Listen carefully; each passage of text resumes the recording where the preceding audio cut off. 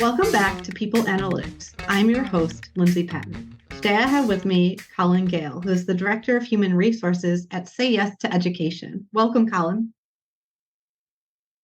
Hello, how are you, Lindsay? I'm doing great. I'm so glad you're here, and we have a lot to talk about today, don't we? We do. So let's just jump into it. I know that you are passionate about making people feel safe in the workplace. So tell me what that means to you. Sure. So at Say Yes Buffalo, we really believe in self-care. So we embed self-care in everything that we do. Including our supervision. So we've created policies and procedures that have helped to set up success for our full team.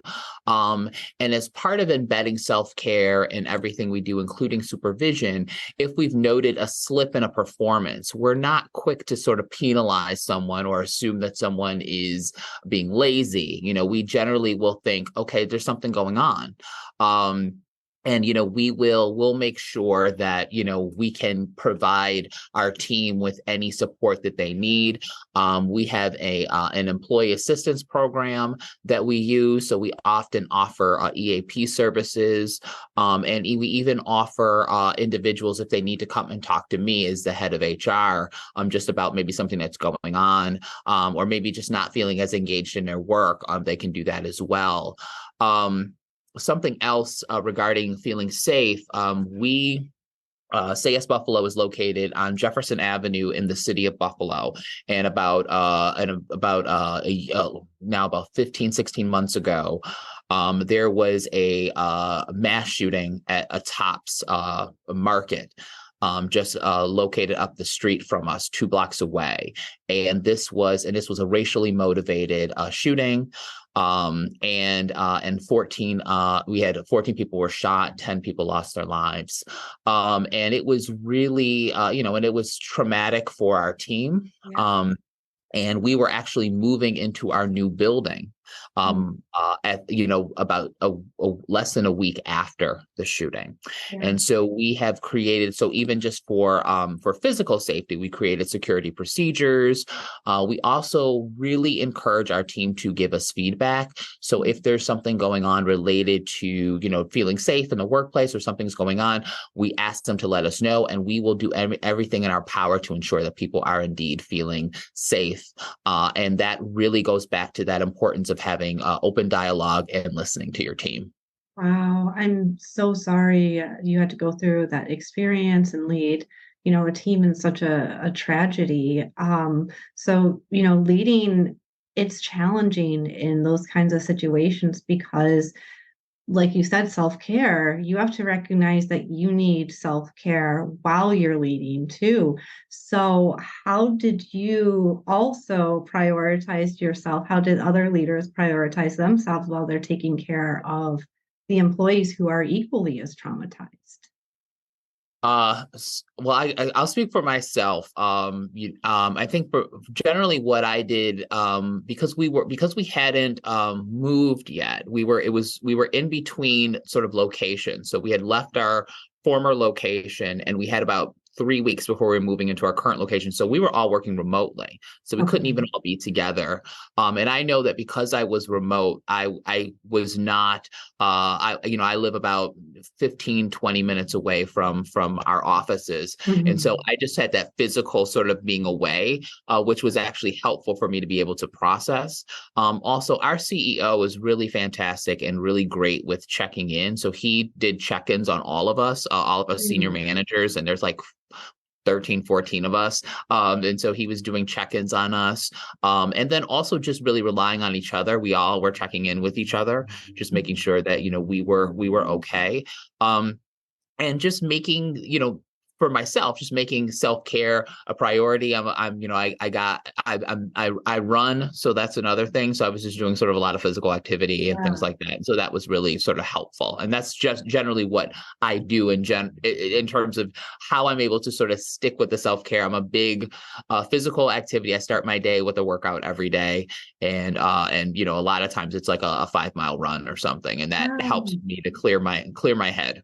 Yeah, that's awesome. So let's talk a little bit about self-care because it has become a buzzword. And I think that there are, some things that self-care is attributed to that aren't necessarily self-care. I feel like it's been, I think consumerism has taken hold of it and run with it instead of recognizing, self-care is what we need to function as human beings in our day to day. So you mentioned running as one of the ways that you take care of yourself, both mentally and physically. What other things in the workplace do you encourage employees to do? That's a little bit more than like the bath bombs that we're sold. Right, right. Well, I mean, I think that, one of the things I really try to encourage individuals to do is, first of all, take your lunch. That's another thing. Mm. There's many of us at our offices here that, we're sitting at our desk eating and working. And, I am definitely have been guilty of that. But generally what I try to do, even for myself, what I do is, if I am eating lunch, I might be glancing at emails, but I'm not actively responding. I might be scrolling something on my phone, and just sort of like really trying to get away from the work that I'm doing. And I try to do that as a practice at least once an hour, just even if it's just a couple minutes. That's helpful. And I encourage, our staff, whether or not they're here to, take a break, walk away, you go for a walk. And we have about 60% of our staff are school based. So they are their offices are in Buffalo Public Schools because they're doing a lot of support for the students of in Buffalo. And so I encourage those individuals, whatever you need to do in order to sort of take some time away during your day, at least take at least taking 30 minutes. We just trying to really encourage people to do that. And I always say your self-care looks different than someone else's.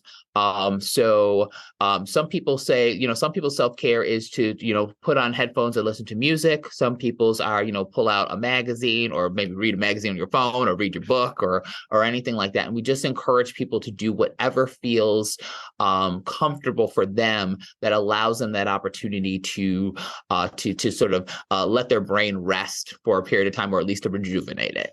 Yeah, and I imagine being in the education sector, there's a necessity for self-care. I know it's a very demanding role in education. And I think, those little breaks really, really give you peace when at the times you need it most. Yeah, and I mean, I think that for SAS, we're such a unique organization because we sort of fall under a couple different buckets. I mean, we work in Buffalo public school systems, or our Buffalo schools, because we also work in a charter school as well here in Buffalo. But our staff are not teachers. Some of them are social workers, so they're doing social work in the schools. Some are program facilitators, so they're facilitating programs, or providing supports for school administration. So since it's not like and we actually do have teachers that work for us now who are working with our little scholars, who are 3-year-old individuals who are in Buffalo schools, and that's one of our newest programs. So we have all different types of professionals in the schools, and then here at our location on Jefferson Avenue in Buffalo, there's so many different people that work in this department. I mean, we have HR, we have communications, we have our CEO and our CIO, our Chief Impact Officer. So we have finance. So we have all different types of things happening at multiple places. So even though we're sort of in that education nonprofit lane, there's just a diversity of roles. So even sort of telling someone what to do in terms of self-care, it'll look different because of just the way our work is. Yeah. And I know that, it's naturally diverse at Say Yes, just because of what you just said. You're pulling from all different types of areas with people of all backgrounds and skills. So let's talk a little bit about diversity and its importance to what you do and how it can actually improve an organization. Yes, yes, for sure. So, I'm proud to work for an organization where 67% of our staff are women and people of color. Our senior leadership team is has the sort of similar makeup as well.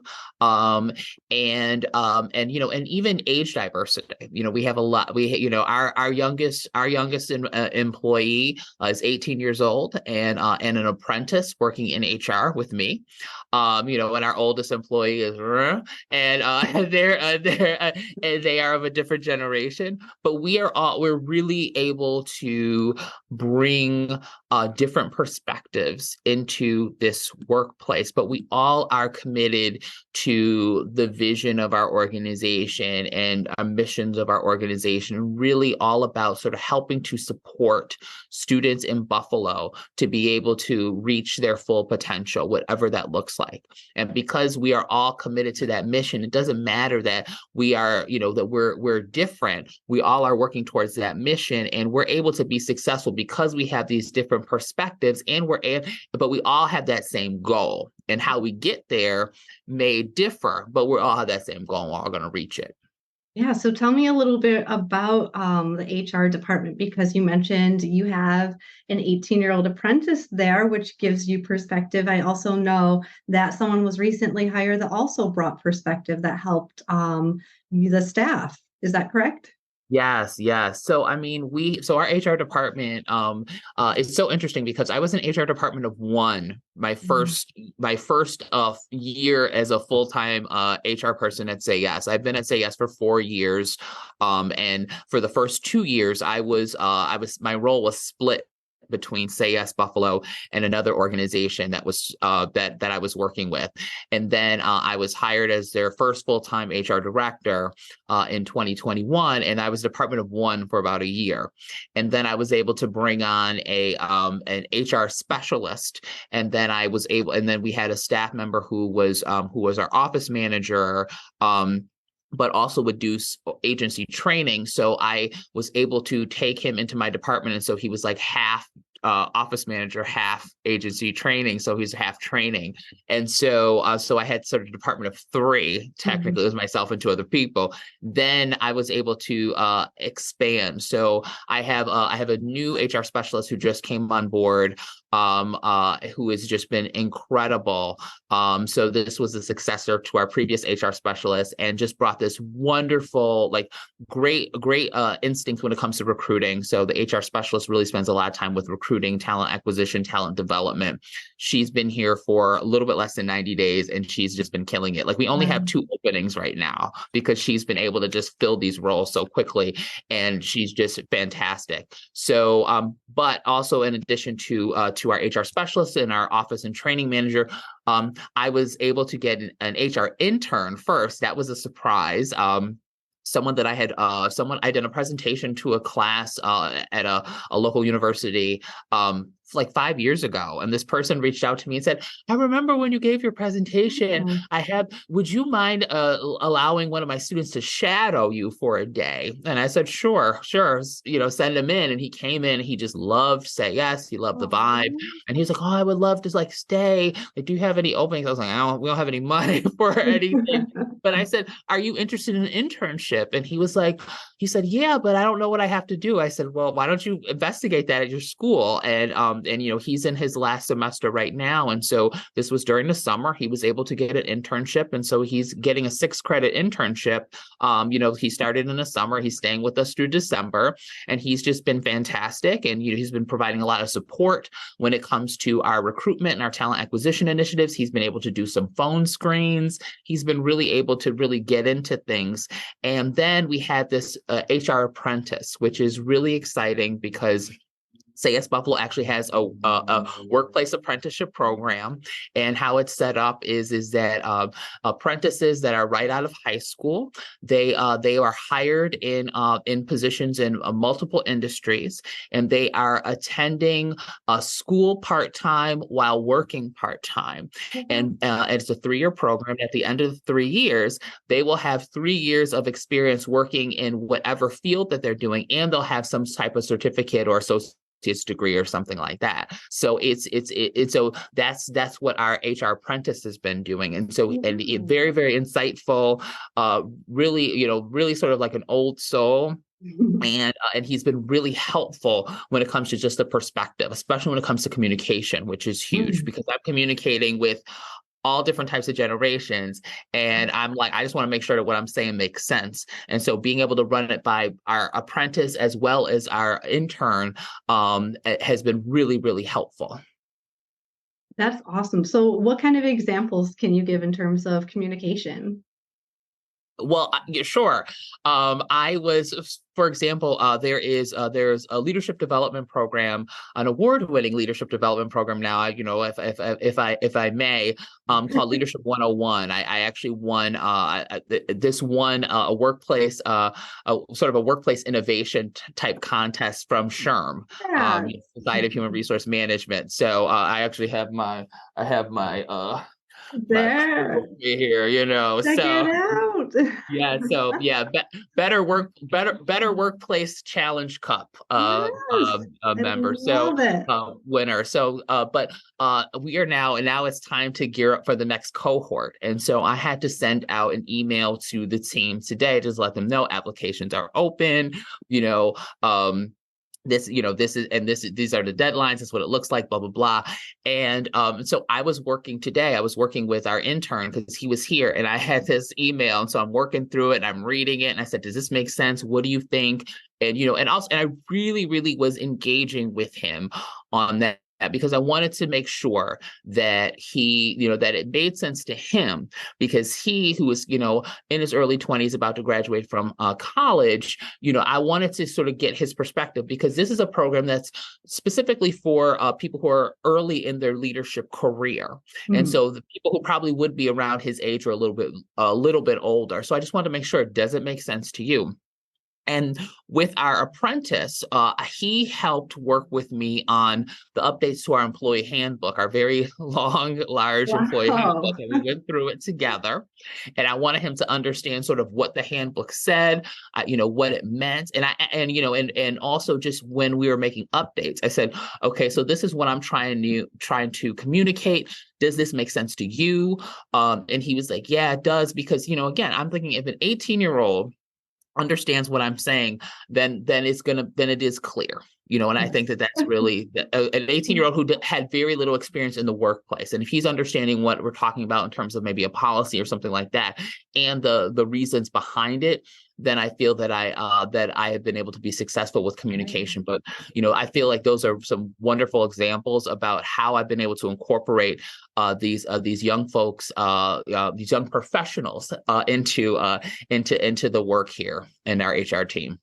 That's amazing. And I know that one of your passions is finding the right challenges for the people that you're working with as well. So how do you find the right challenges for, an intern or apprentice when, everything kind of seems like a challenge, when they're new and they kind of want to try everything? Sure. So, I mean, a lot of it has to do with just spending the time trying to connect with them. I mean, I think that I spent numerous times having one-on-one conversations with each of them, and just really sort of understanding where their interests lie. With our HR intern, he's really interested in talent acquisition and recruitment. And so, so for me, I said, okay, that's great. So I have him working with our HR specialists, going to job fairs, sitting in on interviews and things like that, and being able to really be able to answer questions, when at job fairs or career fairs, people are coming up to him and he's able to answer questions, and really sort of giving him that confidence. And that all came about because I sat down and I was listening to him, talking to him. When he comes in 3 days a week, I always ask, how are you doing? What's going on? How are things going with school? That type of stuff. And then it's not just me asking the question, I'm actually listening to responses. And then and so he and I worked pretty closely today on several projects. And just, I was like, does this make sense? Do you understand this, going into this? And he was like, yeah. And I said, is this something that you might be interested in as you're continuing on your search now for your full-time HR job? And he said, maybe, so we're just really trying to get to know him. And that has been able to allow me to figure out what would be the best and probably impactful experiences for him, because I only have a limited amount of time with him. And with our apprentice, there's a longer runway. I have 3 years with him. He's only been with us about 90 days. So I have quite a bit of time. But, we already sat down and we talked about, goals for him. And one of the things that he had said was that he wanted to be able to deliver a training by the end of his first year here. And I said, okay, we're going to do that. And one of the things that he and I are going to be doing is that we're participating in a panel discussion. It's coming up in a couple of weeks. It's something that's happening here in Buffalo, and we were asked to sort of do like a little panel discussion. He and I, and so we're going to develop this together. We're going to develop it. We're going to develop, the presentation. We're going to go through the whole thing, and I think that that'll be really helpful. And we talked about it, and I said, are you comfortable doing this? Like, I didn't just say, come on, let's just do this. We really had those conversations. And even something as simple as taking him out for coffee, which was something that, he hadn't really done a lot of. He was like, he said, I never go out for coffee. And I said, well, let's go out for coffee. Let's sit down. Let's talk. And so we did. And that was really great because I got to know him a little bit more on a personal level, but also really being able to learn what his goals were and what they were at that moment. Because that was the other thing I said to him. You're 18 years old. It's good. I know things are going to change. You're interested in this career right now, and I'm here to support you. But if we're going through this and you're sort of like, I don't know, we'll pivot. I'm going to do everything I can to help you be successful. And, that is the most important thing when it comes to working with, your team. What I would say to people, you always want to be able to be listening. You really want to be open to change, and you would need to be able to pivot on a dime because you just never know when something's going to pop up. Yeah, I always like to tell the interns that I've worked with, if you leave this internship and you hate it and you never want to do this again, then that's a success in my mind because you learn what you don't want, which is just as important as learning what you do want in your career. Right. Yeah, so let's talk a little bit more about professional development because I know it's really important for you to implement, across the entire organization. So tell me about some of the things that you've implemented. Sure. I mean, so Leadership 101 is one of them. We offer lots of opportunity for training. I've trained multiple people in the organization on supervision skills, sort of best practices for supervisors. We also encourage our staff to pursue external professional development opportunities. So many staff within our organization, it depends on sort of the program or the department that you're in.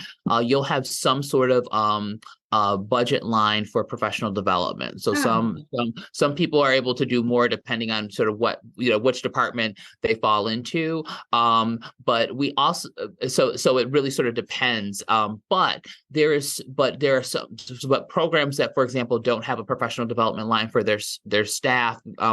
They do multiple trainings. So a lot of times when people are doing supervision, they may be incorporating some sort of professional development training, and it'll usually happen at least once every couple of weeks.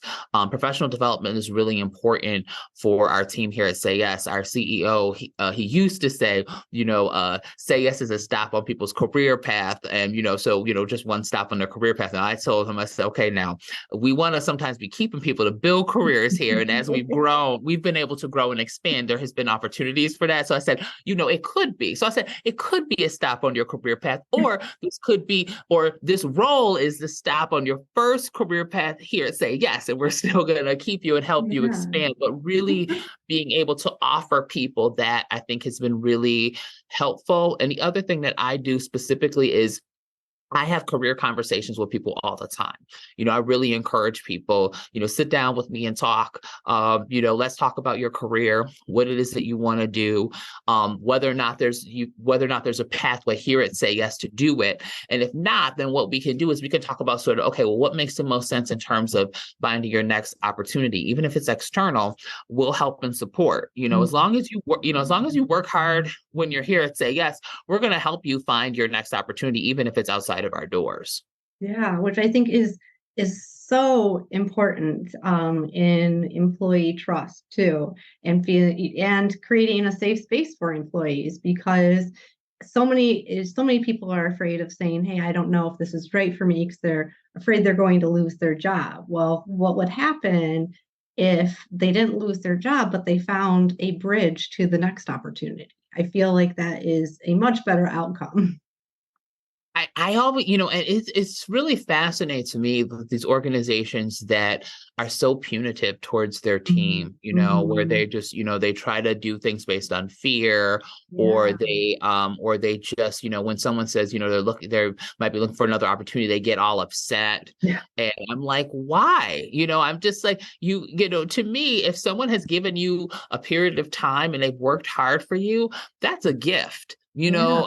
So that was, I'm excited that they did the work that they did. And if we're having a conversation, a transparent conversation, and I know that they're planning to exit, then that also helps to be able to prepare the Right. organization to, identify a successor for that person, but also to be able to make sure that their departure is pleasant so that they will recommend to Say Yes, in this case, to their friends and family. So I'm like, Right. I don't want you running out the door hating us. I want you to skip out the door to your new opportunity and say, Say Yes was really supportive of us, and was supportive of me. You really want to work for Say Yes. Yeah. Yeah. I mean, you don't want to burn bridges as a corporation or organization, because you don't know who's saying what. You can't keep Especially in track of what people are saying. That's something that you cannot control. Right. And one of the things I say about, Buffalo, New York. So Buffalo, we're a mid-sized city, I guess I would say that. And Mm-hmm. but with a sort of a small town, I don't want to say small town mentality, but it's just like everybody knows somebody in Buffalo. So I always say Buffalo is like a living room. Mhm. So I I'm was in like, Grand you never, Rapids. It's the yeah, same. It is okay. exactly the same. Okay. So I'm like, so you never know. So I said, be careful when you're talking smack about somebody, because you never know if they might be somebody's cousin. You might run into somebody. You just don't know. So I'm always like, if you just, keep that stuff, keep that stuff at the kitchen table with your homies. Don't sit out in the streets. You'll be all right. Right.